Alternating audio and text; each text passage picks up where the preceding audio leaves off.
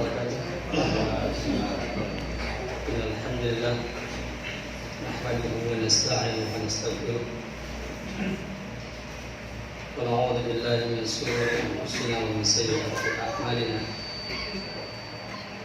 من يهده الله فلا مضل له ومن يضلل فلا هادي له. أشهد أن لا إله إلا الله وحده لا شريك له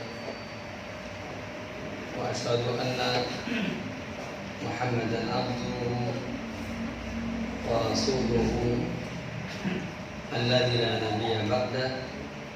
أما بعد.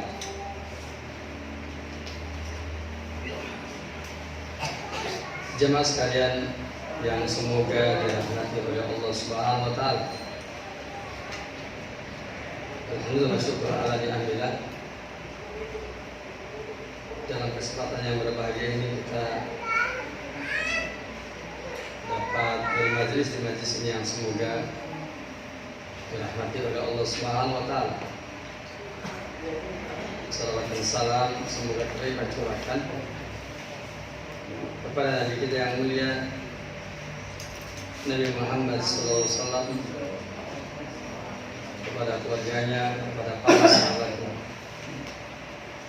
serta kepada pengikutnya yang setia sampai akhir. Jemaah sekalian, rahimani wa rahimakumullah. Kita akan melanjutkan pembahasan kita, yaitu pembahasan dari kitab Al-Qawaidul Arba'. Dan saya bacakan terlebih dahulu matanya.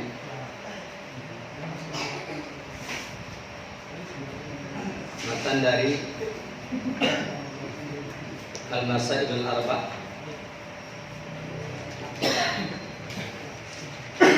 bagian yang kedua.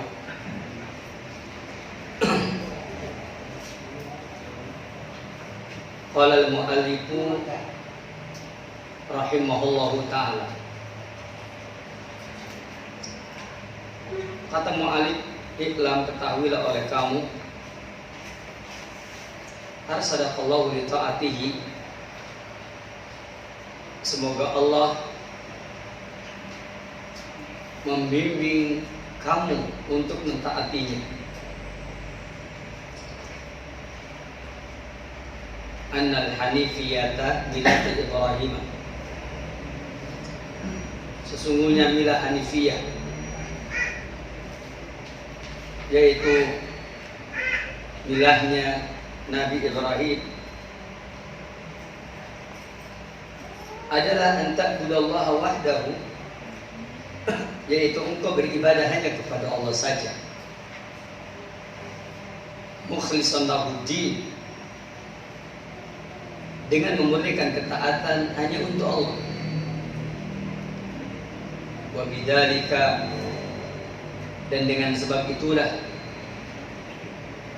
amarallahu jami'an nas, Allah telah memerintahkan kepada seluruh manusia, wa khalaqahu laha, dan Allah telah menciptakan manusia untuk milah hanafiyah tersebut, atau untuk beribadah kepada Allah.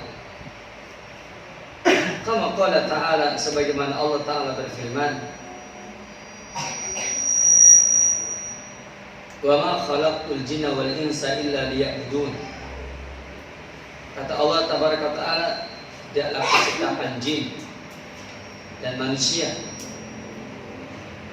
melainkan untuk beribadah kepada.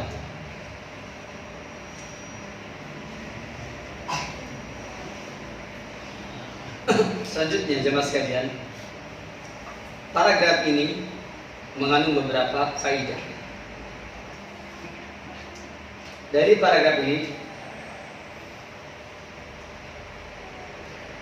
yaitu Iklam arsadaqallahu li ta'atihi, ketahuilah semoga Allah membimbingmu untuk mentaatinya, Pertama, kata-kata i'lam ini maknanya adalah bahwa Syekhul Islam Muhammad bin Abdul Wahab mengajari kita supaya kita menjadi hambanya yang senantiasa berdasarkan ilmu, berpijak di atas ilmu. Makanya kalimatnya i'lam. Kata-kata i'lam adalah fi'il amr, fi'il madinya alima, fi'il mudhari'nya ya'lamu, fi'il amarnya i'lam, artinya ketahuilah oleh kamu.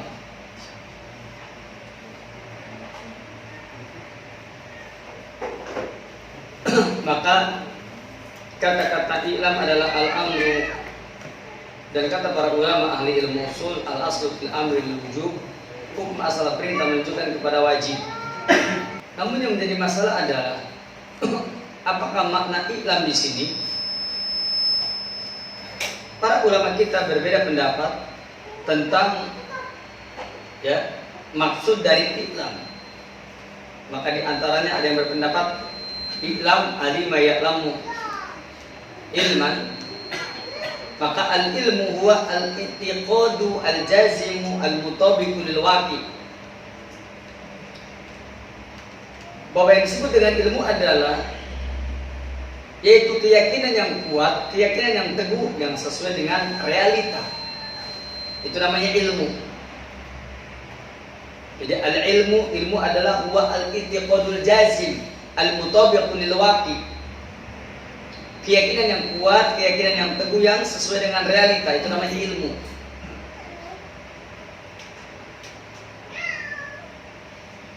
Seperti pengetahuan bahwa kullul makhluqat labudallah min khaliq. Setiap makhluk itu menunjukkan adanya khaliq. Tapi setiap khaliq tidak mesti harus mempunyai makhluk. Terserah Allah saja. Syekh Shalih bin Fauzan bin Abdul Al-Fauzan beliau mengatakan Allah disifati khaliq. Itu bukan karena ada makhluknya, karena memang Allah itu khaliq. Mau ada makhluknya ataupun tidak ada makhluknya, Allah itu khaliq. Maka sesuatu yang keliru, seorang guru yang mengajarkan kepada muridnya, kenapa Allah disebut khaliq? Karena ada makhluknya, itu keliru. Berarti nanti kalau makhluknya nggak ada, Allah bukan khaliq. Ini keliru, kata Syekh Shalih bin Fauzan bin Abdul Al-Fauzan di dalam kitab beliau At-Ta'liqatul Mukhtasarat fil Aqidah At-Tahawiyah. Ada lagi yang mengatakan bahwa al-ilmu la yu'arrafu, ilmu itu nggak bisa ditakrifkan. Ada yang mengatakan al-ilmu la yu'arrafu, ilmu itu nggak bisa ditakrifkan, ilmu itu nggak bisa didefinisikan. Siapa yang mengatakan al-ilmu la yu'arrafu? Wa mimman dhahaba ila hadzal qaul Ibnu Arabi Al-Maliki rahimahullah. Siapa yang mengatakan ilmu nggak bisa ditakrifkan? Siapa yang mengatakan ilmu tidak bisa didefinisikan? Jawabnya kata Imam Ibnu Arabi, wa ilatu bidzalika anal ilma abyanu min an yubayyana. Bahwasanya yang namanya ilmu itu kenapa tidak bisa didefinisikan? Karena ilmu itu lebih jelas daripada dijelaskan.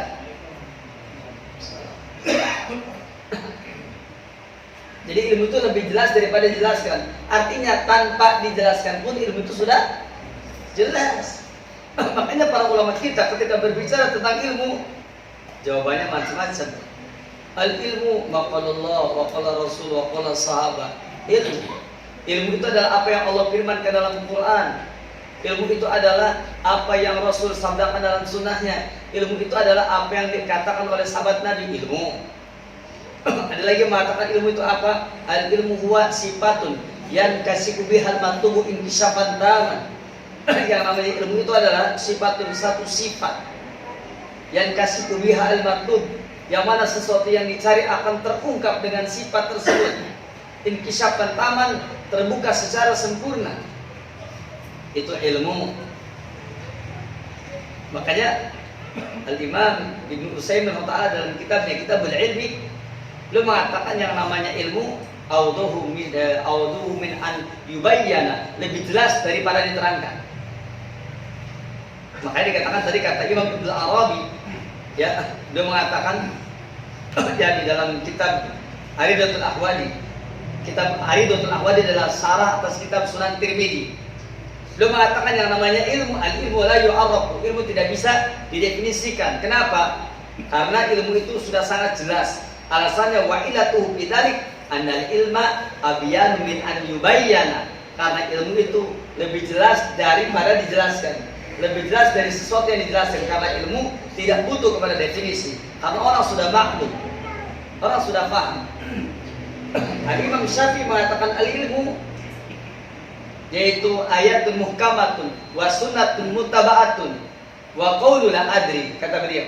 Yang namanya ilmu adalah yaitu ayat yang jelas, yaitu ayat yang muhkamat, sunnah yang diikuti, wa qawlu la adri, dan perkataan aku tidak tahu, itu adalah ilmu. Ilmu seperti itu. Makanya ilmu karena sangat jelasnya orang definisikan masing-masing sudah. Dan kalaupun tidak didefinisikan mereka sudah paham insyaallah. Baik, barakallahu. Tadi disebutkan iklam, ketahuilah oleh kamu. Ini dalil bahwa bagaimana mungkin orang sekali Syekhul Islam Muhammad bin Abdul Wahab mengajari kepada kita kebodohan? Bagaimana mungkin? Kenapa? Karena Al-Imam Muhammad bin Abdul Wahab rahimahullah justru mengajarkan kita untuk memiliki ilmu. Iklam, ketahuilah oleh kamu, ilmuilah oleh kamu. Bagaimana mungkin beliau mengajarkan kebodohan? Tidak mungkin. Beliau tidak pernah mengajarkan kebodohan.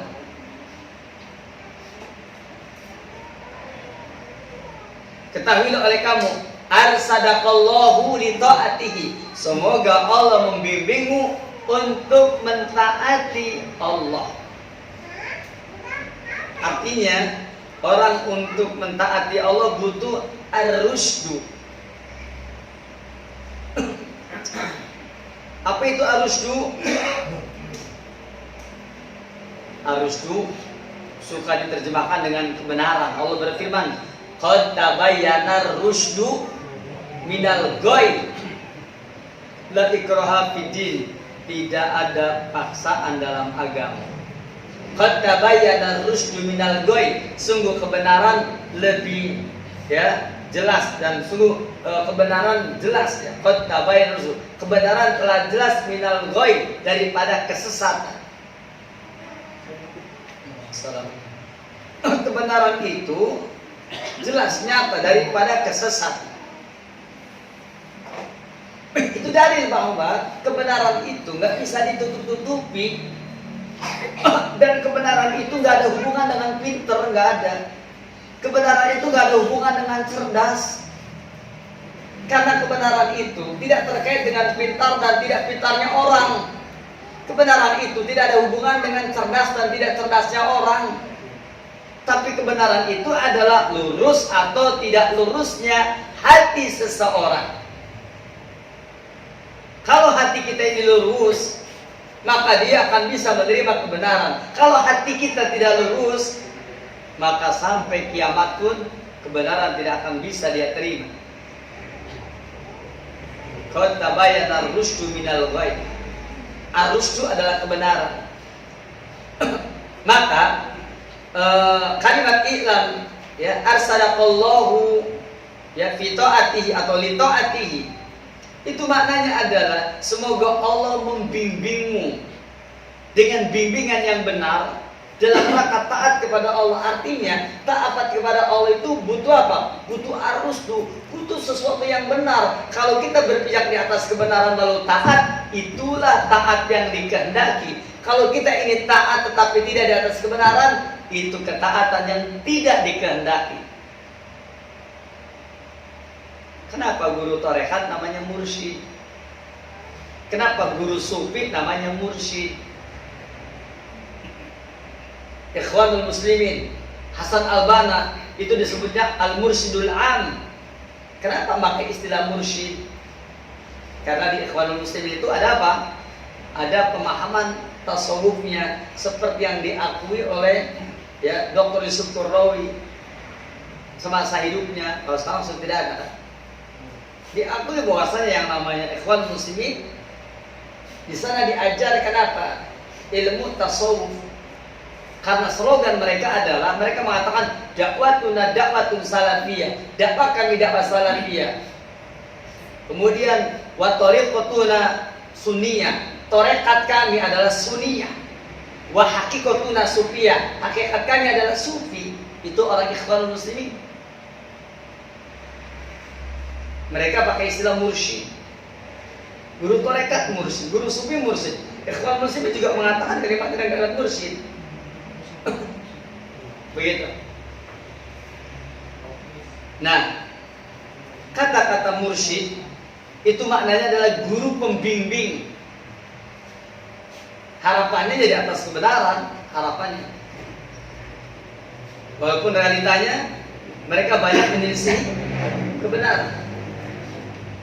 Ketika Allah berfirman, "Qad tabayyana ar-rusydu minal ghayy", sungguh telah nyata kebenaran daripada kesesatan. Itu dalil bahwa sampai kapanpun kebenaran itu nggak bisa ditutupi. Kebenaran itu nggak ada hubungan dengan kecerdasan. Kebenaran itu nggak ada hubungan dengan pinter dan tidak pinter. Kebenaran itu nggak ada hubungan dengan pendidikan tinggi atau rendah, nggak ada. Kebenaran itu hubungannya adalah dengan lurus atau tidak lurusnya hati seseorang. Kalau dia lurus hatinya, dia akan meniti jalan yang benar itu. Kalau dia tidak lurus hatinya, maka betapa banyak orang yang dia sudah mendapatkan pengetahuan tentang itu, kemudian dia menyimpang dari jalannya. Makanya diterangkan ar-rusydu bahwa minanil karima wal fadailil azima. Yang namanya ar-rusydu adalah termasuk nikmat-nikmat yang mulia dan termasuk keutamaan yang agung. Sebagaimana Allah berfirman, ulaika humur rasyidun. Mereka adalah orang-orang yang rasyidun, orang-orang yang benar, orang-orang yang terbimbing, orang-orang yang lurus. Fadlan minallahi wa ni'mah, merupakan karunia yang datang dari Allah dan nikmat yang datang dari Allah. Makanya dikatakan ar-rusydu bahwa minanil karima. Al-minan jamak dari minnatun.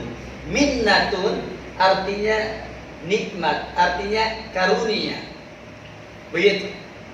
Minnatun nikmat. Walillahil minnatu, dan kepunyaan Allah al-minnatu, nikmat. Dan kita tahu kan, ketika Allah berbicara tentang apa? Kenikmatan diutusnya Nabi, kalimatnya apa? Yamunu, yakni memberikan nikmat. Nikmat yang lebih dari sekedar nikmat. Minnah. Ada anak gadis namanya Minnati. Minnati artinya apa? Nikmatku. Ya, nikmatku, ya, nikmat yang Allah berikan. Fadlan minallah, karunia yang datang dari Allah, yakni wal fadail al-azimah, karunia yang agung.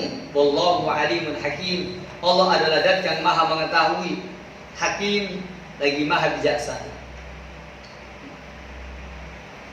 Itu ar-rusydu.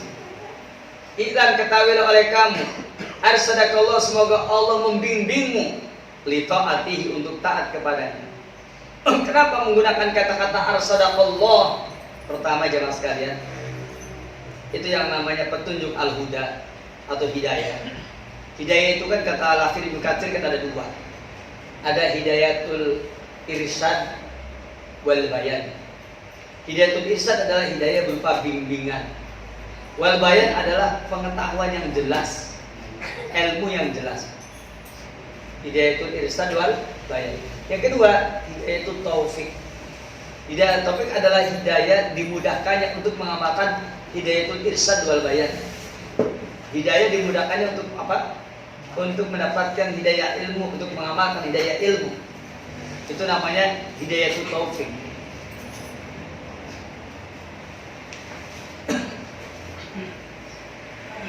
Maka orang yang mendapatkan hidayatul irsyad berarti orang yang mendapatkan ilmu yang benar.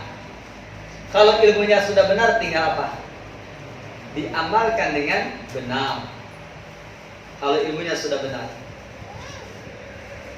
Itulah sebabnya ar-rusydu yakni ditakrifkan bahwasanya waqad urifa bi annahu al-istiqamatu 'alal haq.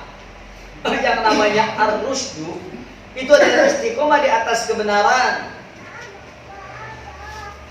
Ma'a salabatihi fi, disertai dengan kokohnya dia di dalam kebenaran.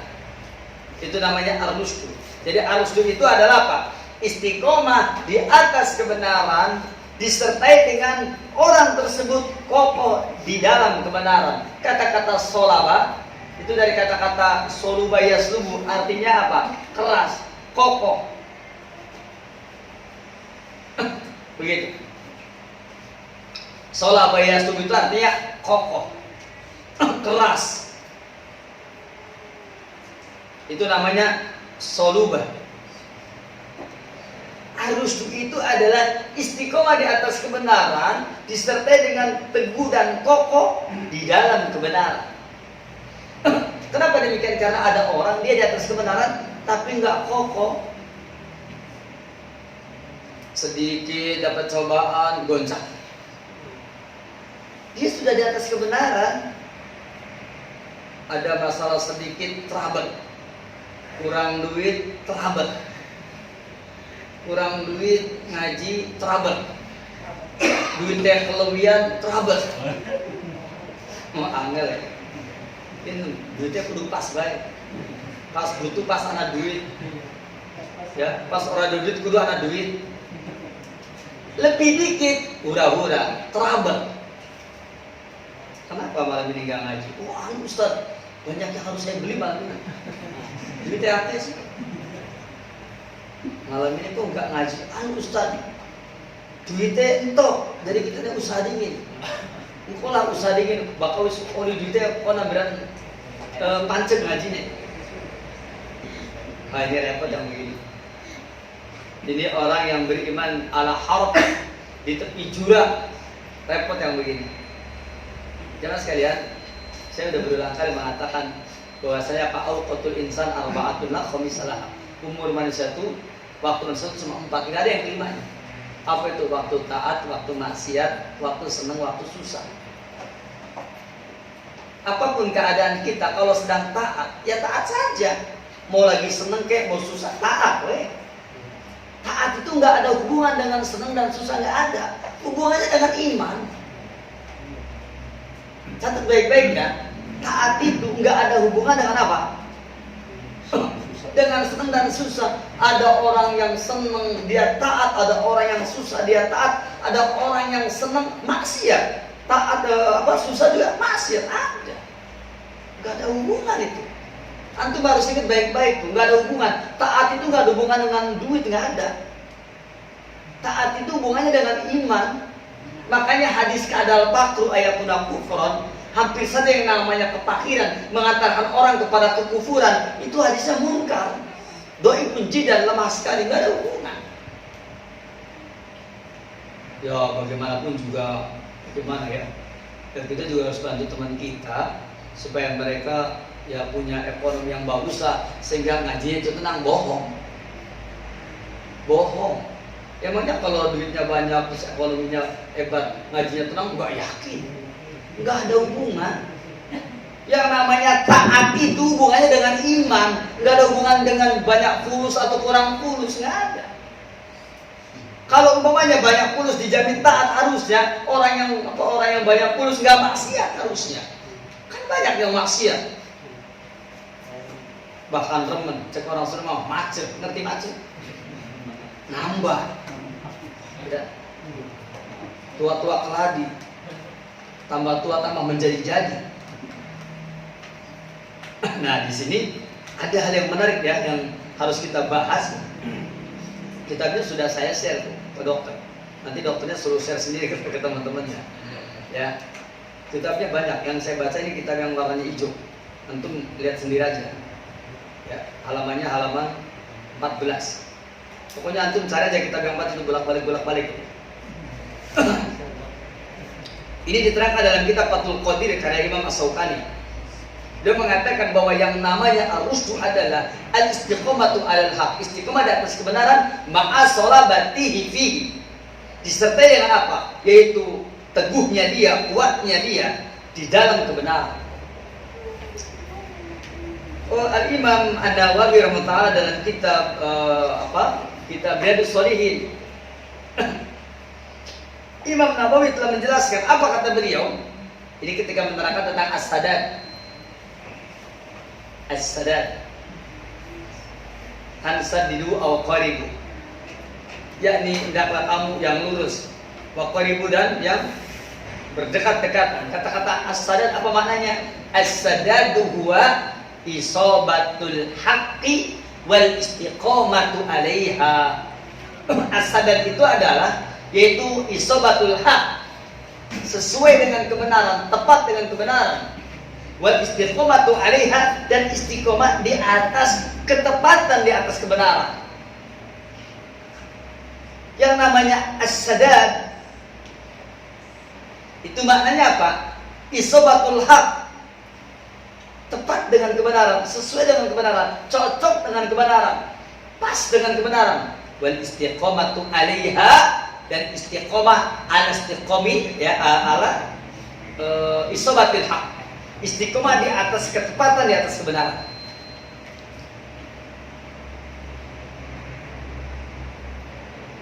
Ar-rusd, dengan sebab kata-kata ar-rusd adalah al-istiqomatu alal haq, istiqomah di atas kebenaran, maka itu dalil jamaah. Antum kalau kepada keburukan jangan nyebutnya istiqomah. Kamu istiqomah ya jadi maling, jangan. Masa ada orang jadi maling disebutnya istiqomah? Itu namanya multajim, iltijam dengan malingnya, dengan mencurinya, iltijam. Ya, kenapa multajam dikatakan multajam? Karena orang kalau berdoa di multajam, yakni di sana dia melekatkan apa? Tubuhnya ke dalam kepada tembok Ka'bah, itu dilekatkan dia. Makanya disebutnya apa? Multajam. Iltijam dengan apa? Dengan mencuri, berarti dia melekat. Mencuri sudah jadi tabiat. Nah, kalau kepada keburukan bahasanya iltijam. Kalau kepada kebaikan bahasanya apa? Istiqomah.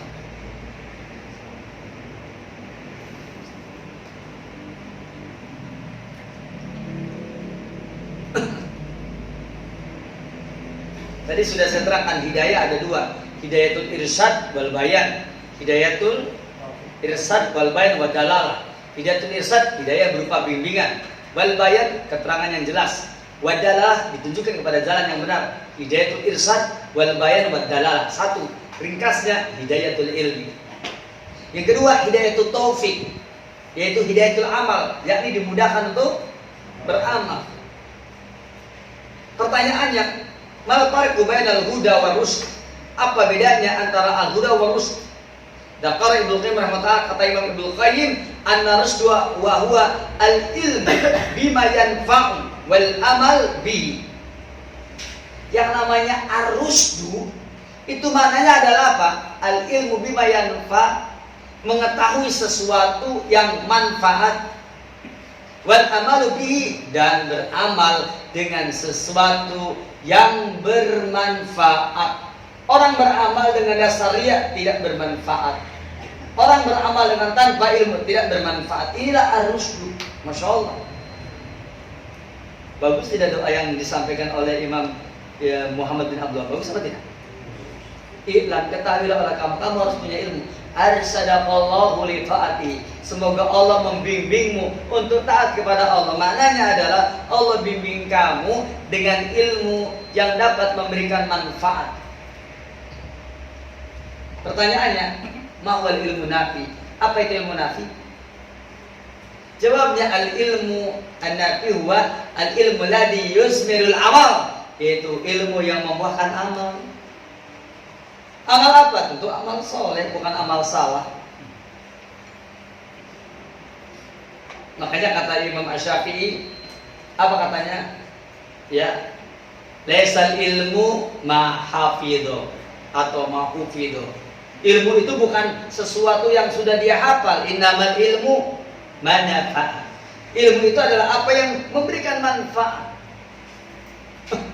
Jadi hakikat ilmu itu jamaah sekalian, itu bukan kita karena pintar Quran 30 juz, kemudian hadis umpamanya ribu-ribu hadis, bahkan puluhan ribu, bahkan ratusan ribu, bahkan mungkin jutaan yang dia hafal. Bukan itu ilmu itu. Laisal ilmu ya ma nafa. Inamal ilmu laisal ilmu mahfudz. Inamal ilmu ma nafa. Bukanlah ilmu apa yang sudah yang telah dihafal, tetapi ilmu itu adalah yaitu apa yang memberikan manfaat. Itulah ilmu.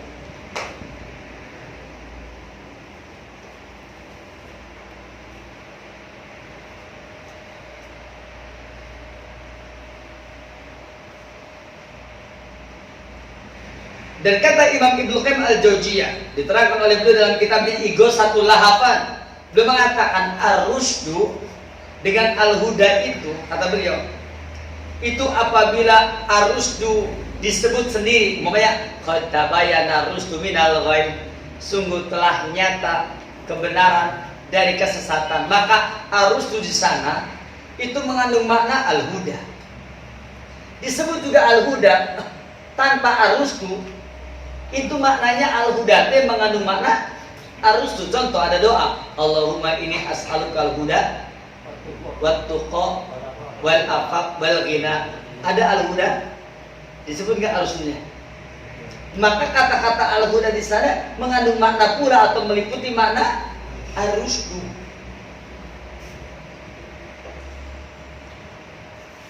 Nah, pertanyaannya adalah bagaimana kalau ada kalimat al-huda dengan ar-rusdu disatukan? Umpamanya Allahumma inni as'aluka al-huda wa rusda itu. Ya Allah, aku mohon kepada Engkau al-huda, petunjuk, wa rusda, dan bimbingan kebenaran. Maka kata-kata al-huda di sana adalah fal huda huwa al-ilmu bil haq. Ilmu tentang kebenaran. Allahumma inni as'aluka al-huda wa rusda. Oh, al-huda teh hidayatul ilmi, ilmu tentang kebenaran. Wa rusda, oh wa rusda teh ya hidayatul taufik, yaitu ya wa rusda wa al-amalu bi, beramal dengan ilmu yang berdasarkan kebenaran. Ilmu tentang kebenaran. Jadi kalau disebutkan dua-duanya, baru al-huda adalah al-ilmu bil haq, yaitu ilmu tentang kebenaran. Ar-rusdu adalah al-amalu bihi, yaitu beramal dengan ilmu berdasarkan kebenaran.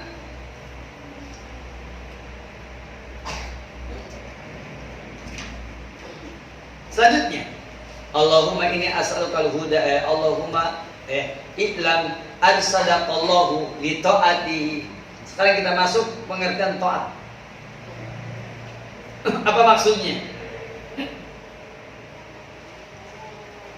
Adapun makna taat, yakni diterangkan di dalam kitab Sarhu atau Hawiyah karya al-Imam Ibnu Abil Izzi al-Hanafi. Dia mengatakan anna ta'atu faqad urifat bi annaha muwafaqatul amri dini asy-syar'i. Yang namanya taat itu adalah yaitu sesuai dengan urusan agama yang syar'i. Itu namanya taat. Atau yang namanya taat faqad urifat, maka sungguh telah ditakrifkan bi annaha, bahwasanya taat adalah muwafaqatul amri dini syar'i, yaitu sesuainya urusan agama yang syar'i. Muwafaqatul amri ad-diniyah asy-syar'iyyah, yakni sesuainya suatu urusan dengan ad-diniyah asy-syar'iyyah, agama yang syar'i. Artinya kalau suatu urusan muwafaqatul amri ad-diniyah asy-syar'iyyah, yaitu suatu urusan sesuai dengan syariat agama, itu namanya taat.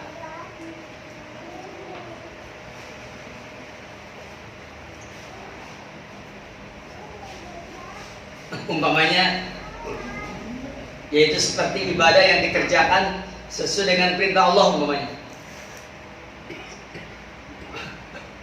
Apakah orang yang sedang sholat itu adalah orang yang melakukan ketaatan apa tidak? Jawabnya belum tentu. Ada orang sedang sholat itu sedang taat, taat bukan? Belum tentu, ya tergantung. As-sholatu la takunu ta'atan, sholat itu tidak akan bisa jadi ketaatan illa kecuali idza fu'ilat, apabila sholat itu dikerjakan kama amarallahu, seperti yang Allah perintahkan. Makanya kan banyak tuh dalilnya. Pastaqim kama umirta, istiqomahlah kamu sebagaimana yang diperintahkan. Ari istiqomah maling, istiqomah lain. Diperintahkan enggak maling itu. Makanya bukan istiqomah, pastaqim kama umirta, istiqomahlah kamu sebagaimana diperintahkan. Man tawaddo'a kama umira, siapa yang berwudu sebagaimana yang diperintahkan. Man sholat kama umira, siapa yang sholat sebagaimana diperintahkan. Lihat kalimatnya. Ghufira lahu ma taqaddama min dhanbi, maka diampuni bagi dia apa yang telah lalu dari dosanya. Saya ulang lagi, jadi taat sholat itu ketaatan atau bukan? Jawabnya, sholat itu akan menjadi ketaatan apabila dikerjakan sesuai dengan perintah Allah dan Rasul. Kalau orang awam mesti bilang, sebenarnya sholatnya urung taat baik tak? Kita sholat galbung, galdina, cengkelat cengkulit, langkar gane, masya Allah. Jawabnya apa? Antum jangan salahkan dia, antum terangkan sholat itu akan bernilai dan disebut sholat sejatinya apabila mengikuti perintah Allah dan Rasul. Saya mau tanya, emangnya aliran sesat kagak sholat? Yahudi sholatnya? Sholatnya mereka apa? Muka watas diatun, muka tepuk tangan, watas diatun dengan bersiul, sweet. Singsot jadi mungkin emang. Singsot itu bahasa bahasa kitanya bersiul, sweet singsot. Emangnya orang sini nyebutnya apa? Apa? Kita kan satu madhab ya. Madhab singsot. Bapak dan ibu sekalian, kalau laki-laki suka singsot ya atau sweet bersiul, itu mengikuti cara beragamanya orang Yahudi. Orang Yahudi itu begitu.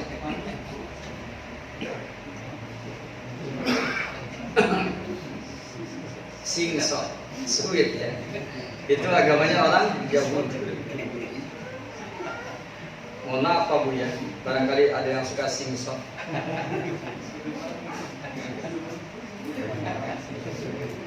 Di dalam surah Al-Anfal ayat 35 Allah berfirman, "Wa ma kana sholatuhum 'indal baiti illa muka'aw wa tasdiyah." Dan tidaklah salat mereka di sisi Baitul Haram kecuali apa? Muka'an, yaitu sofiron, bersiul. Wa tasdiyatan, dan tasdiyah yakni tasbiqan, tepuk tangan. Jadi salatnya muka'an wa tasdiyatan, bersiul dan tepuk tangan. Itu sholatnya siapa? Jadi Yahudi sholat apa tuh? Jadi saya mau tanya, sholat itu ibadah atau bukan? Sholat itu menjadi ibadah apabila mengikuti perintah Allah dan Rasul.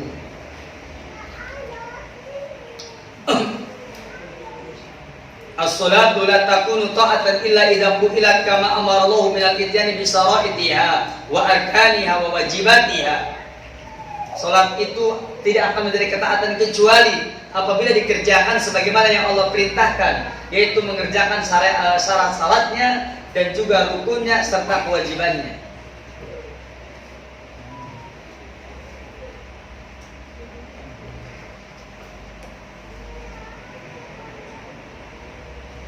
Inilah makna yakni yang tadi sudah saya bacakan, I'lam arsadaqallahu li ta'atihi. Ketahuilah semoga Allah membimbingmu untuk mentaatinya. Kemudian ya, setelah mengatakan demikian, annal hanifiyata millata Ibrahim, sesungguhnya milah hanifiyah yaitu milah yang lurus, millat Ibrahim yaitu milah Ibrahim adalah anta'budallaha wahdahu, engkau beribadah kepada Allah saja, mukhlishan lahuddin, memberikan ketaatan hanya untuk Allah. Kama qala Allah Ta'ala, sebagaimana Allah Ta'ala berfirman, wa ma khalaqul jinna wal insa illa liya'budun. Tidaklah aku ciptakan jin dan manusia melainkan supaya mereka beribadah kepadaku. Surah Ad-Dariyat ayat 56. Ad-Dariyat adalah surat yang ke-51.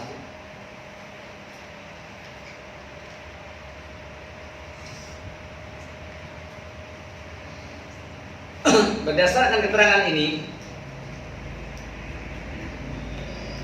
maka agama yang lurus yaitu agamanya Ibrahim, dan Allah Tabaraka wa Ta'ala telah mewajibkan atas ahlul kitab, kemudian juga atas umat Muhammad, supaya mengikuti milah Nabi Ibrahim alaihissalam, sebagaimana yang Allah firmankan dalam Al-Quran, summa awhayna ilaika anittabi' millata Ibrahim hanifa wa ma kana minal musyrikin. Kemudian kami wahyukan kepada kamu ya Muhammad, anittabi' millata Ibrahim hanifa, ikutilah oleh kamu milah Ibrahim yang hanif, yang lurus, wa ma kana minal musyrikin, dan dia Nabi Ibrahim tidak termasuk orang-orang yang musyrik. Kalimat anittabi' millata Ibrahim hanifah dalil tentang apa? Wajibnya mengikuti milah Ibrahim.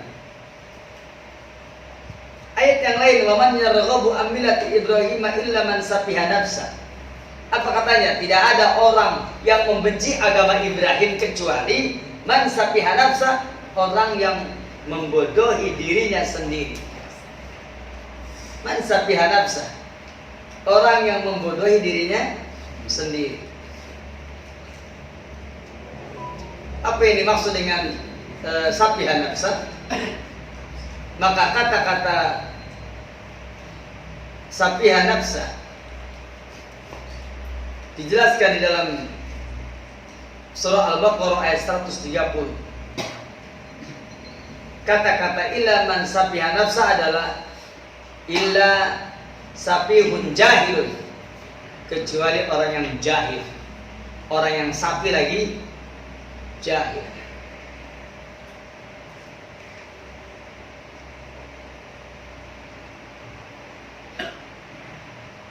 Itu yang pertama. Yang kedua, kalimat illa man safiha nafsa, ada yang memberikan tafsiran illa man dolama nafsuhu bi safahihi wa su'i tadbiri bi tarkil haqq ila dolal. Makna illa man safiha nafsa dalam kitab Al-Mukhtasar fi tafsir itu ditafsirkan man dolama nafsahu, orang yang mendolimi dirinya sendiri. Dengan apa? Bisa pahihi, dengan kebodohannya, wasu'i tadbirihi, dan dengan buruknya pengaturan dia, bitarhil haqq, dengan sebab dia meninggalkan kebenaran, ila dolal, malah menuju kepada kesesatan. Waradiyallahu bil hawan, bahkan dia ridho dengan kehinaan. Nah, ini pengertian man safiha nafsa, yaitu orang yang membodohi dirinya sendiri.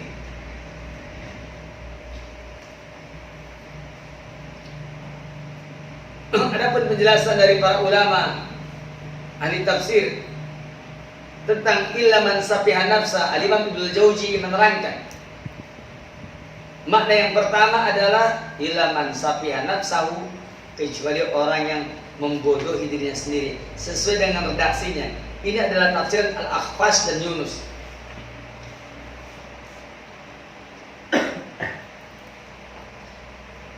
Yang kedua, illa man safiha nafsa, kecuali orang yang membodohi dirinya sendiri, ditafsirkan dengan illa man ahlaka nafsahu, kecuali orang yang membinasakan dirinya. Artinya orang yang membenci milahnya Ibrahim itu sama dengan dia membinasakan diri sendiri, karena milahnya Nabi Muhammad juga jadi mengikuti milahnya Nabi Ibrahim. Demikian menurut tafsir Abu Ubaidah.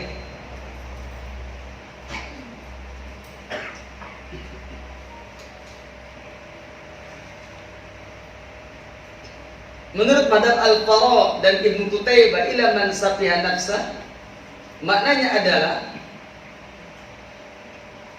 yaitu illa man safihat nafsu, kecuali orang yang dirinya berada dalam kebodohan.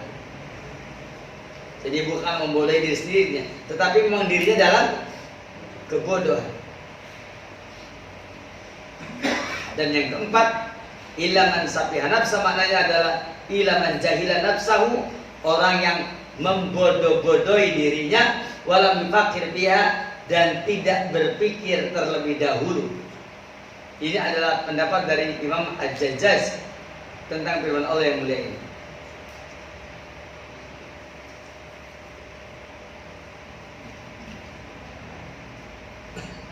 Dalam ayat yang Allah berfirman, wa qalu kunu hudan aw nasara tahtadu qul bal millata Ibrahim hanifa wa ma kana minal musyrikin. Mereka mengatakan, jadilah kalian Yahudi atau Nasrani, pasti kalian di atas petunjuk.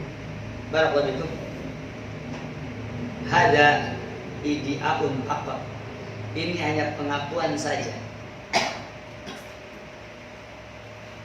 Kenapa? Karena orang yang mengikuti agama Yahudi pasti sesat di zaman sekarang ini. Orang yang mengikuti agama Nasrani pasti sesat di zaman sekarang ini. Kenapa pasti sesat? Karena Rasul sendiri yang menerangkannya.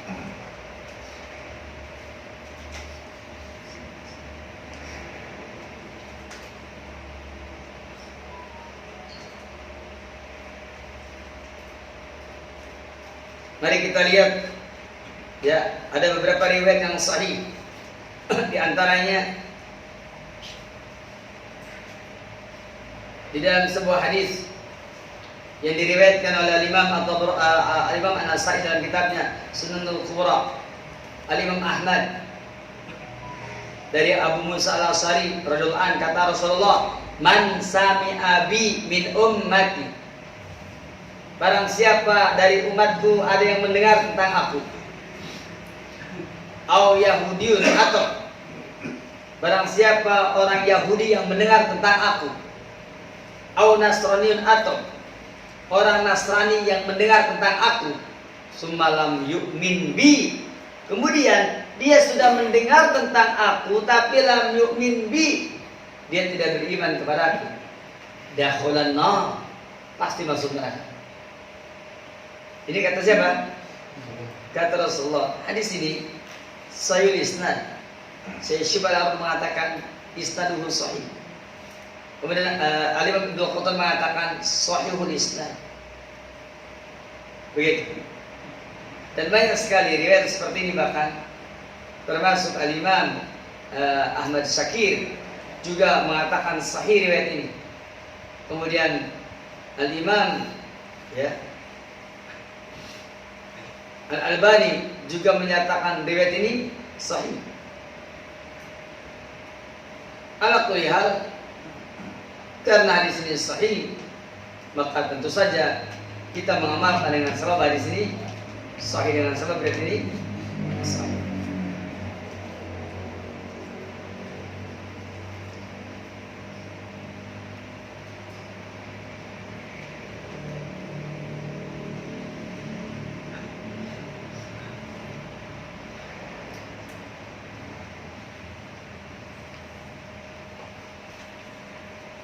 Berikutnya,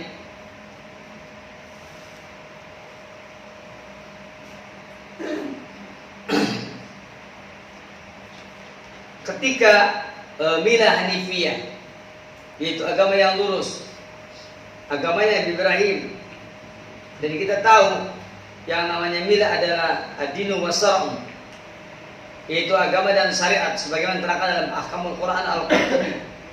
Dalam kitab Ahkamul Quran Al-Qurtubi, al-millatu hiya ad-dinu wa syara'. Millah itu adalah agama dan syariat.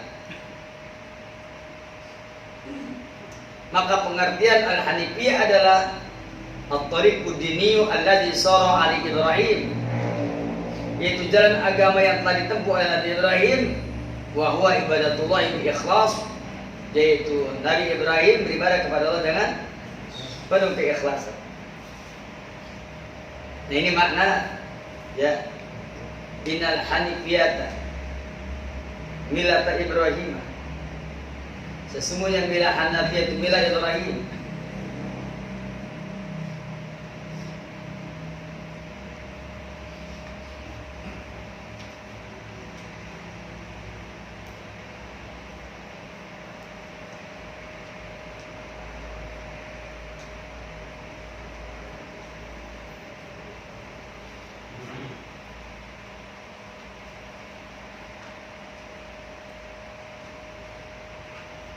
Anta budallah, yaitu engkau beribadah kepada Allah wahdahu saja, mukhlishan lahuddin, dengan memurnikan ketaatan kepada Allah tabaraka wa taala.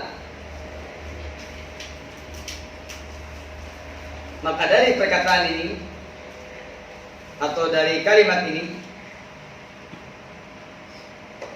bahwa yang namanya Al-Hanifiyah, yakni itu adalah merupakan agama yang lurus, agamanya Nabi Ibrahim alaihissalam.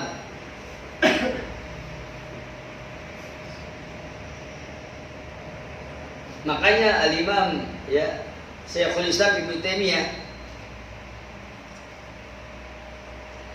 beliau mengatakan ya, al-hanif huwa al-mustaqim ila rabbih duna ma siwa. Yang namanya al-hanif adalah al-mustaqim, orang yang istiqomah ila rabbih, menuju kepada Rabbnya, duna ma siwa, dengan tanpa menyertakan selain Allah. Itu namanya hanif.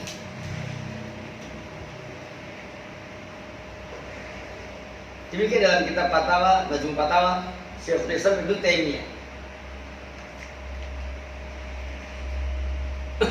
Beliau mengatakan wal hanifiyah hiya al-istiqamah. Hanifiyah adalah istiqamah bi ikhlasid din lillah, dengan cara memurnikan ketaatan hanya untuk Allah. Wa dzalika yatadammanu hubbahu ta'ala, dan ini meliputi apa? Kecintaan kepada Allah Ta'ala, wa dzulalahu, dan merendahkan diri, menghinakan diri hanya untuk Allah, la yusyriku bihi syai'a, dan dia tidak menyekutukan Allah dengan sesuatu apapun. Demikian dalam kitab Majmu'ul Fatawa juz yang kelima dan juz yang ke-10. Adapun pokok ya asalnya dari istiqomah, dan disebut dengan agama Ibrahim bil Hanifiyah. Kenapa? Istiqomati, karena istiqomahnya dia.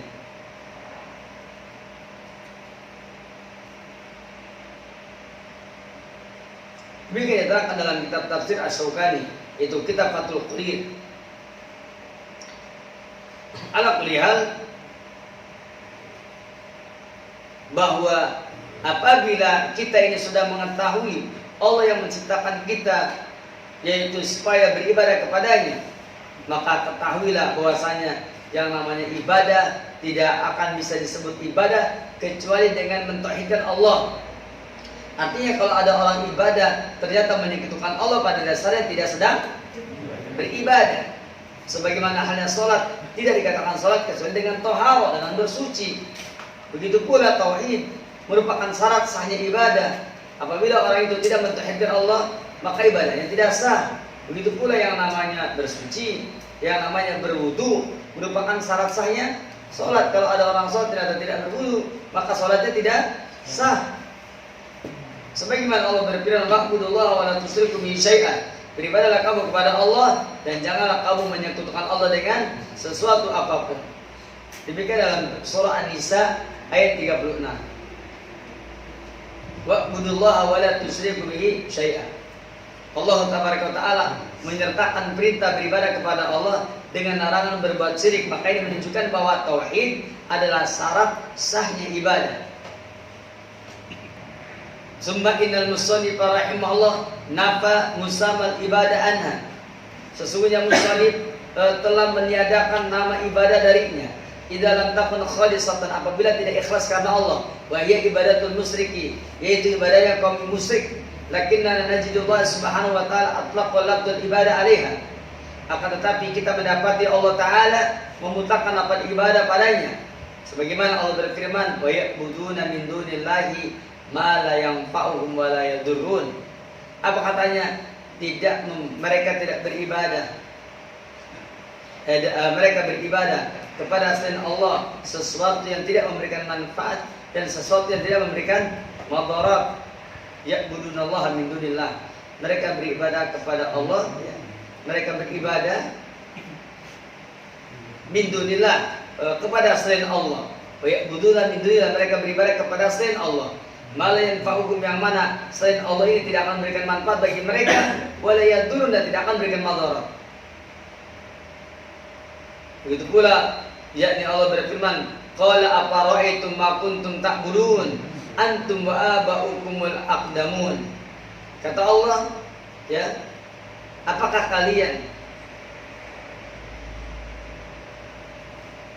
pendapat kalian, yaitu tentang apa yang kalian ibadahi, kalian dan juga yakni bapak-bapak al-aqdamun yang terdahulu. Maka Syekh Ibnu Taimiyah beliau menjelaskan tentang masalah ini dengan penerangan yang cukup gamblang sekali, bahwasanya anna lafdzul ibadah jaa fi nusus ala wajhain, bahwasanya lafaz ibadah itu datang dalam nas dengan dua lafaz. Pertama, al-wajib itlaq, itu secara mutlak, ibadah yang mutlak, yaitu ibadah yang ikhlas. Ikhlas karena Allah, berarti orang yang musyrik tidak termasuk ibadah. Seperti yang namanya iman. Ketika iman itu secara yakni mutlak, tidak meliputi yang lain, maka itu maksudnya al-iman adalah hak, iman yang hakiki, tidak termasuk imannya orang-orang musyrik. Maka begitu pula kalau mereka mengikirkan tentang tauhid rububiyah, namun dia menyebutkan Allah dalam ibadah, maka itu tidak bermanfaat. Ala kulli hal, demikian penjelasan tentang poin yang tadi yang sudah saya bacakan, ya, yaitu materi yang berbunyi atau kajian yang berbunyi, iklam, ketahui oleh kamu, arsadaqallahu li ta'ati, semoga Allah membimbingmu untuk senantiasa mentaati Allah. Adal hanifiyah, bahwasanya milah hanifiyah, milah Ibrahim adalah agama Nabi Ibrahim. Anta budallah wahdahu, engkau beribadah kepada Allah saja, mukhlishan lahuddin, dengan memurnikan ketaatan kepadanya. Wa bidzalika amarallahu jami'an nas, dan dengan sebab itulah Allah memerintahkan kepada seluruh manusia, wa khalaqahum laha, dan Allah ciptakan mereka untuk beribadah, sebagaimana Allah berfirman, wa ma khalaqtul jinna wal insa illa liya'budun. Tidaklah aku ciptakan jin dan manusia melainkan untuk beribadah kepada Allah Subhanahu wa taala. Fa idza arafta, lalu apabila kamu tahu annallaha khalaqaka, bahwa Allah telah menciptakan kamu li ibadah, untuk beribadah kepada Allah, fa'lam, maka ketahuilah anal ibadah la tusamma ibadah, bahwa ibadah tidak dikatakan ibadah illa kecuali ma'at tauhid, kecuali dengan tauhid. Sebagaimana salat juga tidak dinamakan salat kecuali dengan apa? Ya, dengan tauhid, ya, dengan taharah. Maka faida dakhala syirku, apabila kesyirikan memasuki ibadah dalam suatu ibadah, fasadat, ibadahnya rusak. Wakal hadas, sebagaimana hadas, idza dakhala fi taharah, apabila masuk ke dalam taharah, maka dia pun batal. Batal taharahnya, maka batal pula salatnya. Kenapa? Karena la yaqbalullahu salatan bi ghairi tuhur. Allah tidak akan menerima salat dengan tanpa bersuci. Insyaallah taala nanti kita akan teruskan di kesempatan yang lain, insyaallah. Semoga bermanfaat, semoga berfaedah. Jadi persilakan barangkali ada pertanyaan. Tafadhol man yasal.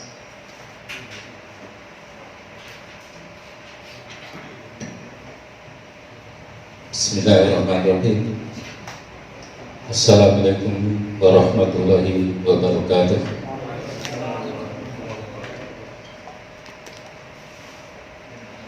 Kebenaran tidak ada hubungannya dengan kecerdasan. Ini maklum. Kebenaran berhubungan dengan hati. Ini maklum. Ketaatan berhubungan dengan iman. Maklum. Kebodohan mendolimi diri sendiri.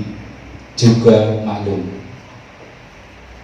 Yang belum maklum, kecerdasannya mendolimi diri sendiri dan orang lain. Contoh, seorang profesor mengatakan agama yang benar itu diketahui kebenarannya setelah di akhirat nanti. Mohon penjelasan.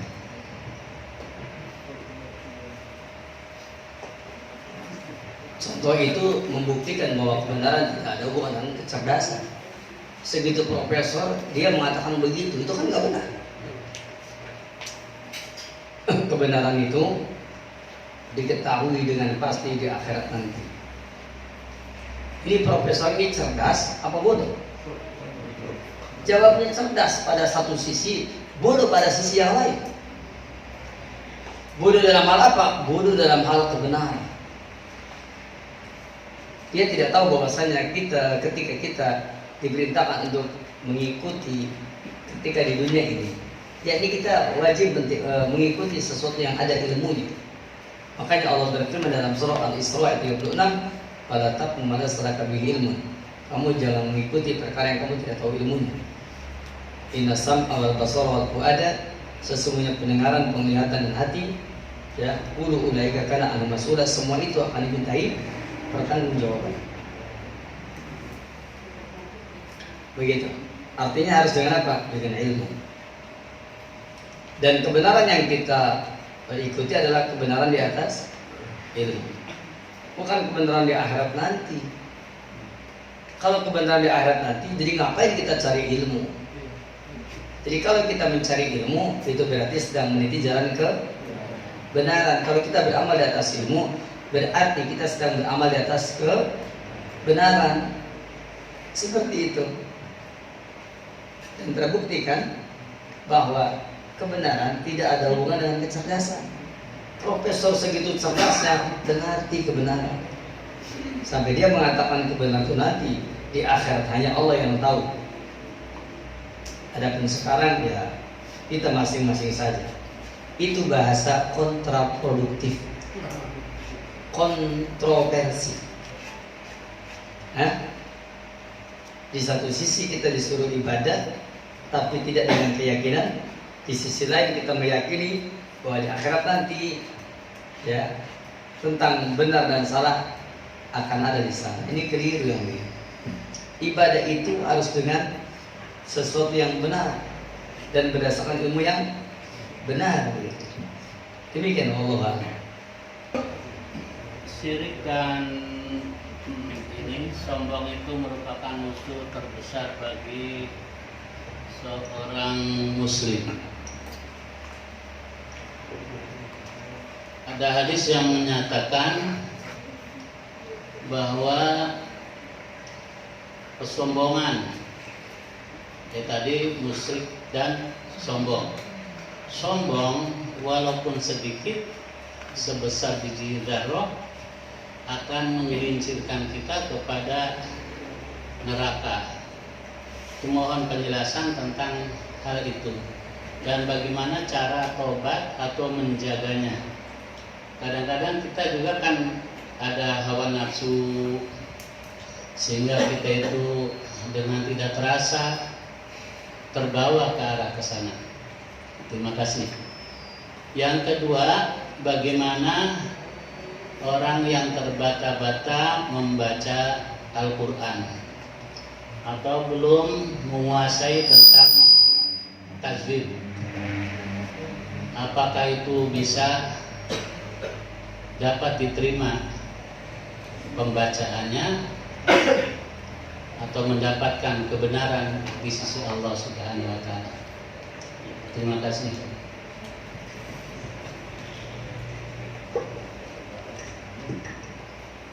Barakallahu.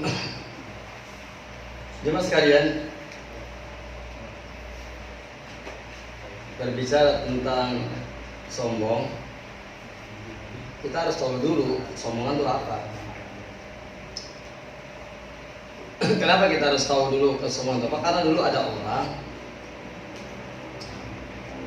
yang orang tersebut memakai baju baru, sendal baru, pakaian baru. Lalu oleh temannya disebut apa? Sombong, bajunya baru. Nggak ada hubungan apa yang dia katakan sombong dengan apa yang dilakukan oleh orang ini.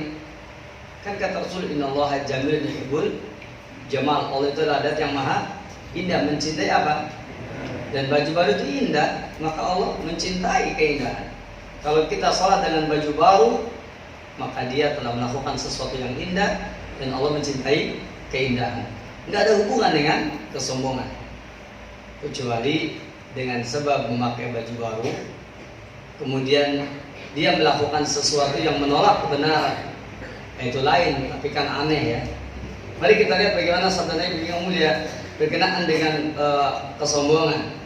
Di dalam hadis riwayat Imam Muslim, dan hadis ini sangat panjang sekali. Di antaranya menceritakan anna rajulan atan Nabi sallallahu alaihi wasallam wa kana rajulan jamilan.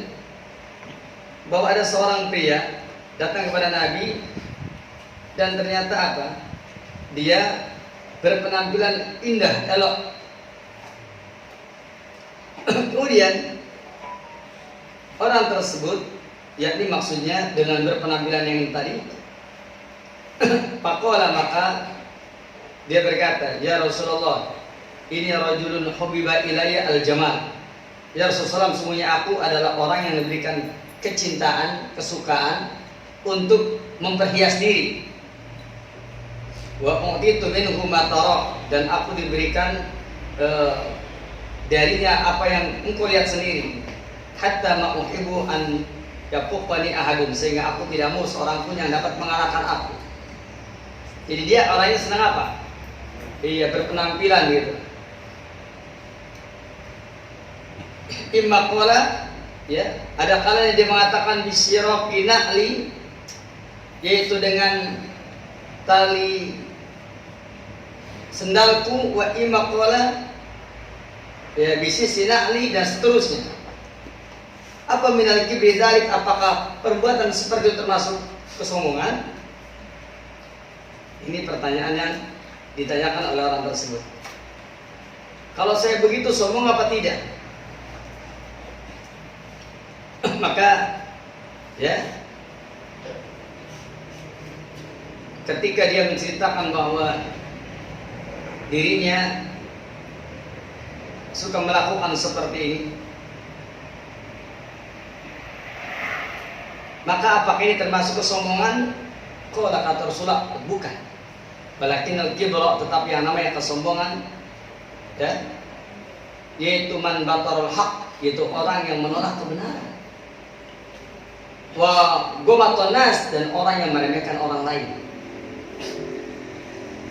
Jadi yang namanya sombong itu adalah siapa saja yang menolak kebenaran dan meremehkan orang lain. Kata para ulama, wa gomatun nas adalah yaitu meremehkan sahibul haq, ahli kebenaran.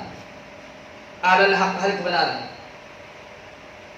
yaitu orang yang, ya, menolak kebenaran dan orang yang meremehkan orang lain, yakni meremehkan ahli kebenaran. Itu namanya sombong. Itulah sebabnya, ya, Nabi kita yang mulia pernah bersabda, kata Rasulullah,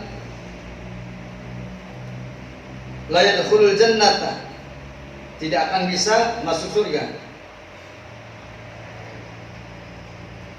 man kana fi qalbihi misqalu dzarratin min kibrin, orang yang di dalam hatinya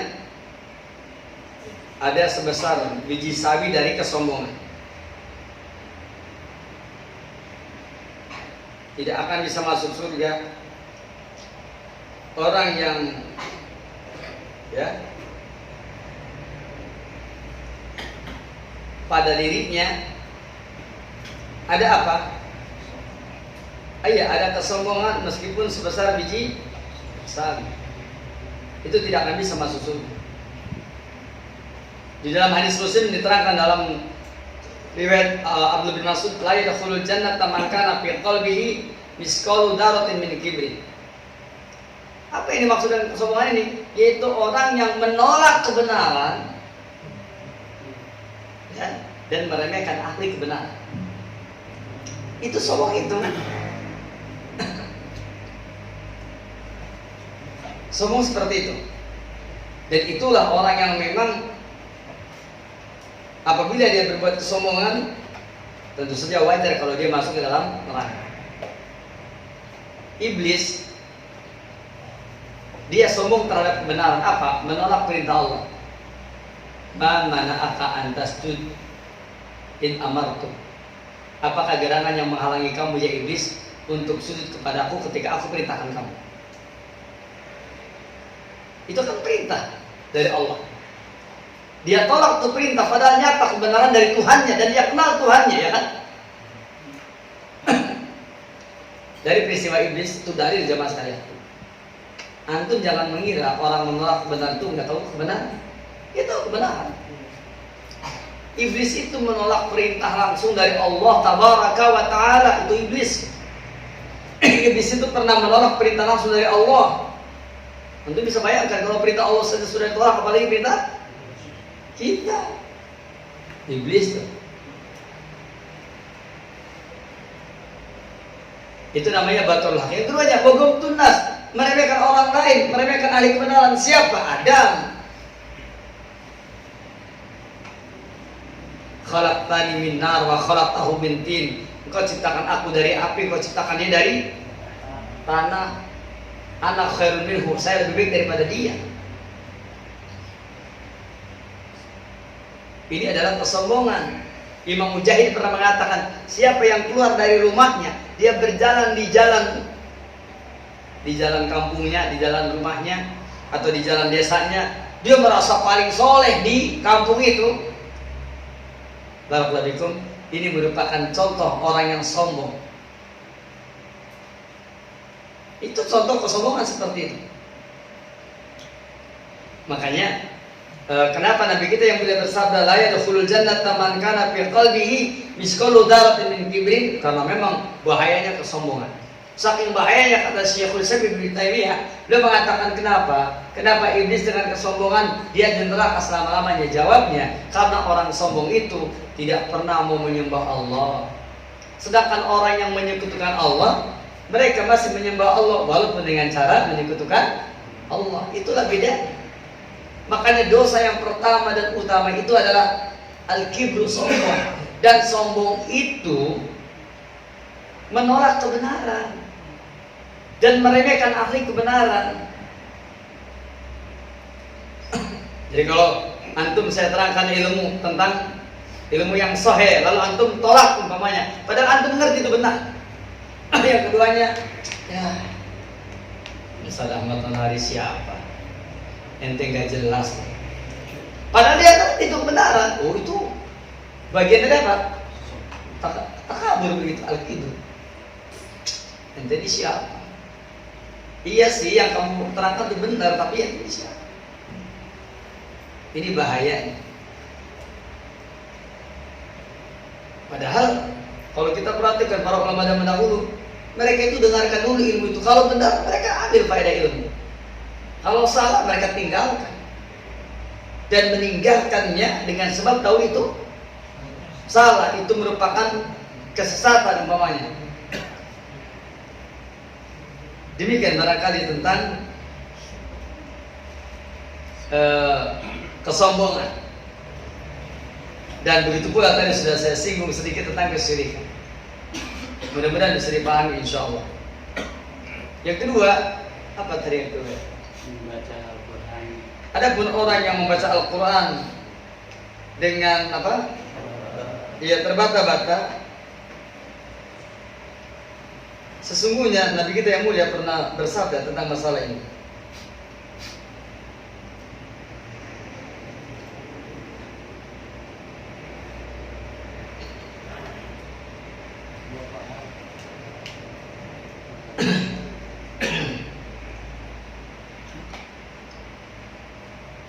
Kata Rasulullah dalam sebuah hadis yang sahih, riwayat Imam Bukhari dan Muslim, Rasul bersabda dari Aisyah, kata Rasulullah, al-mahir bil Qur'ani ma'a safaratil kiramil bararah. Orang yang mahir baca Quran, dia akan bersama dengan malaikat yang suka safar, pulang pergi antara langit dan bumi. Al-kiram yang mulia, al-bararah lagi berbakti.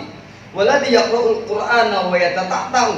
Adapun orang yang membaca Quran wa yatata'tahu fihi wa huwa syaqun, yaitu orang yang membacanya berat, lahu ajroni, maka orang yang baca Quran yang berat dia mendapatkan 2 pahala. Berat itu baca Quran yang berat, kalau bahasa kitanya gakekok. Kayaknya terjemah gakekok lebih mantap ya daripada bacanya berat. Atau disebutnya walladhi yaqra'u wa huwa yastaddu alaihi lahu ajran, maka dia punya 2 pahala. Dia punya berapa? 2 pahala. Kenapa dikatakan bahwasanya orang tersebut yakni mempunyai apa? 2 pahala? Jawabnya adalah bahwa orang yang membaca Al-Quran dalam keadaan berat tadi, pahala yang pertama adalah yaitu pahala dengan sebab membaca Al-Quran, dan yang keduanya pahala dengan sebab gakekoknya.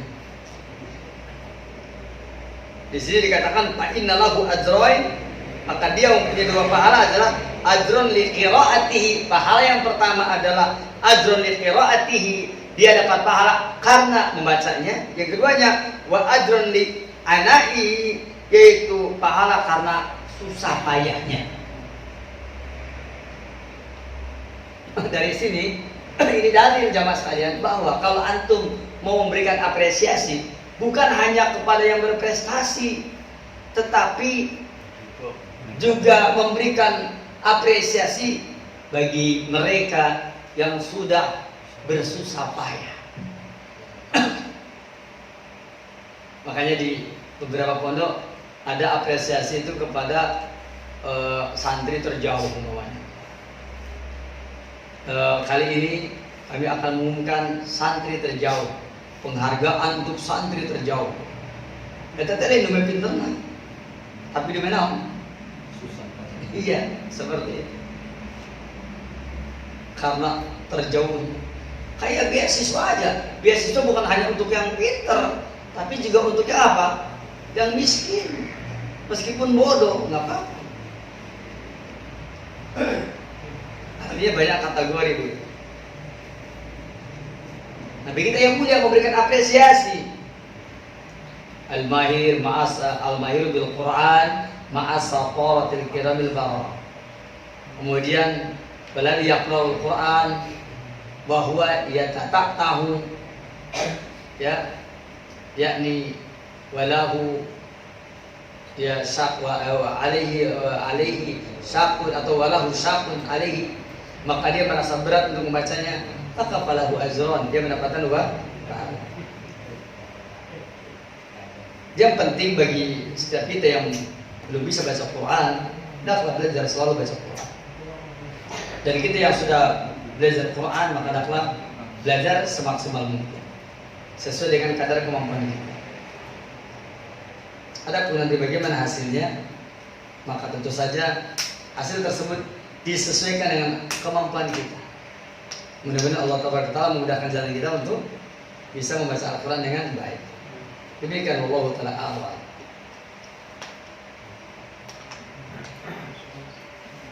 Bismillahirrahmanirrahim. Warahmatullahi wabarakatuh. Assalamualaikum warahmatullahi wabarakatuh. Ilmu tidak bisa didefinisikan karena ilmu lebih jelas daripada dijelaskan. Saya pernah mendengar Ustaz, di tetangga sebelah ada yang namanya ilmu laduni. Mohon dijelaskan Ustaz, ada atau tidaknya. Assalamualaikum warahmatullahi wabarakatuh. Jemaah sekalian, kata para ulama, al-ilmu ilmani, ilmu ada dua. Ada ilmu mawjud, ada ilmu mafqud. Ada ilmu yang ada ilmu yang tidak ada. Ilmu yang ada itulah dia ilmu syar'i, ilmu yang tidak ada itulah ilmu laduni. Jadi ilmu laduni itu adalah ilmu yang tidak ada. Makanya tidak bisa dijelaskan. Bahkan tidak bisa diketahui, itu ilmu laduni. Dan kalau antum berbicara dengan orang yang punya ilmu laduni, orang tersebut tidak bisa diladeni. Jadi ada al-ilmu ilmani, ilmu mawjud wa ilmu mafqud. Itu para ulama ada yang menerangkan begitu. Apa itu ilmu mawjud? Ilmu syar'i. Apa itu ilmu yang mafqud? Yaitu ilmu laduni di antaranya. Sihir itu ilmu mafqud. Ilmu yang tidak ada. Artinya apa? Harusnya tidak ada ilmu sihir. Dan orang nggak usah belajar ilmu sihir. Begitu. Dan ketika kita berbicara ilmu, mahwal ilmu, al-murad bil ilmi, al-ilmu syar'i. Kalau kita bicara ilmu dalam agama kita, maksudnya ilmu agama. Karena selain ilmu agama bukan ilmu namanya, tapi apa? Fadlun. Namanya keutamaan. Kenapa fadlun? Karena dia itu litolabil fadli, untuk mencari keutamaan, yakni mencari harta, litolabil mal. Semua orang yang belajar selain belajar ilmu agama itu mencari harta. Dan ilmu mencari harta yang tertinggi adalah ilmu tib, ilmu kedokteran. Makanya yang paling enak jadi dokter. Duitnya banyak. Nah ini saya juga kata di kita begitu bilangnya. Antum kalau nggak percaya baca dalam kitab Ta'limut Ta'lim, Abdul Ilmi min Ulumi Dunyawiyah adalah ilmu tib, ilmu kedokteran. Ilmu kedokteran itu nggak bisa ditawar. Ya. Kalau ada dokter bisa ditawar harganya, itu karena ya kitanya kenal. Saya nggak pernah berani nama dokter. Datang ke dokter, ada ceritanya. Umpamanya kita berobat, dok masa segitu dok, sekolah diskon nggak ada tuh, nggak berani kita begitu. Dari zaman dahulu, bukan hanya kedokteran, bahkan juga cabang-cabang dari kedokteran yaitu apa? Apotek, ya, Aswedaliyah itu sama nggak bisa ditawar. Antum kalau nggak percaya coba beli di apotek, bisa nggak nawar? Nggak bisa. Oh itu sebagus-bagusnya ilmu dunia. Ya makanya jangan macam-macam dengan dokter itu. Ya. Nah ilmu dunia itu yang tertinggi kata dalam kitab Ta'limut Ta'lim itu ilmu tib. Begitu ya. Adapun ilmu, ya, yaitu ilmu yang dimaksud dalam pembahasan agama kita al-ilmu syar'i. Nah, maka ilmu syar'i ini ilmunya ada dua, ada ilmu mawjud, ilmu yang ada, ilmu syar'i, ilmu mafqud, ilmu yang tidak boleh ada. Ya contohnya ilmu laduni. Ilmu laduni itu adalah orang yang diajari langsung oleh Allah. Siapa dia? Ya Nabi dan Rasul. Kalau kita manusia biasa mengaku diajari langsung oleh Allah, itu namanya stres. Barakallahu fikum, saya mau tanya, ya, coba orang gila dengan orang yang sesat lebih berbahaya mana? Orang yang sesat, orang yang gila tidak akan menyesatkan kita, ya kan? Melakukan keburukan dia tidak akan mendapatkan dosa. Orang gila, begitu. Nah kalau orang itu sesat, apalagi dolmudil, sesat menyesatkan, bahaya sekali dia. Akan menyesatkan kita, akan merusak agama kita. Orang gila nggak ada ceritanya merusak agama kita, nggak ada. Paling banter merusak dunia kita. Mungkin mobil kita dirusakin, mungkin itu kan. Tapi kan dia nggak mungkin mempengaruhi kepada kita. Datul wujud apa nggak mungkin. Ya. Kalau ada yang seperti itu, mungkin dia wali masjid mungkin. Ya. Begitu. Udah gila disebut wali oleh mereka. Nah itu yang disebut dengan apa? Ilmu yang tadi ditanyakan ya. Jadi ilmu laduni itu maksudnya adalah kata mereka itu orang yang diajari langsung pada Allah. Begitu. Itu karena dia memang pengen jadi orang istimewa, makanya begitu ngomongnya. Dan beberapa peristiwa yang sekarang berkembang, ada orang-orang yang takjub karena dia merasa diajari langsung oleh Allah katanya. Saya tanya, emangnya gimana Ya itu dibisikin di telinga saya, itu bukan diajarin Allah itu namanya dibisikin nama jin namanya. Kamu terkena gangguan jin, oh, enggak Ustaz, ini dari Allah gimana sih?